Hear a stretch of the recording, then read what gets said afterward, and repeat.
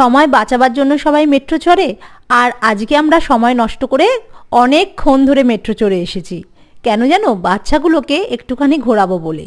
Actually এত ফাঁকা metro যে পাবো সেটা এক্সপেক্টও করতে পারিনি, মানে ভাবিনি কোনো দিনও যে এরকম ফাঁকাও মেট্রো হতে পারে। সবসময় তো যানজটের মধ্যেই মেট্রো চড়েছি, তো এরকম একটা অনুভূতি সত্যি তোমাদের সাথে শেয়ার না করে পারছিলাম না। একদম ফাঁকা ছিল, আমরা সকাল সকালই চলে গেছিলাম। আর এটা হচ্ছে গিয়ে জোকা থেকে মাঝেরহাট পর্যন্ত যে মেট্রো লাইনটা এখন চালু হয়েছে সেটা।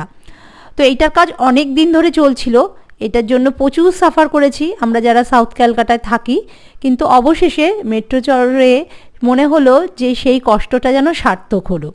আপাতত 40 মিনিট অন্তর অন্তর কিন্তু মেট্রো পাওয়া যাচ্ছে জোকা থেকে মাঝেরহাটের মধ্যে। আমরা চৌরাস্তা থেকে শুরু করেছিলাম, কিন্তু বাচ্চারা কিছুতেই মাঝেরহাটে আসার পরে নামতেই চাইছিল না, ওদের এত ভালো লেগেছে। বাইরের আবহাওয়াটা প্রচণ্ড বেশি গরম, কিন্তু মেট্রোর ভেতরে কিন্তু দারুণ এক অনুভূতি, বেশ ঠান্ডা ঠান্ডা আর ফাঁকা মেট্রোতে ওরা খুব মজা করেছে।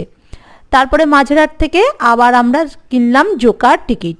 তো জোকায় আবার পৌঁছালাম, সেখানে গিয়ে কিছুক্ষণ রেস্ট করলাম, তারপরে নেক্সট আবার ট্রেনে উঠে মানে মেট্রোতে উঠে চলে এলাম চৌরাস্তায়।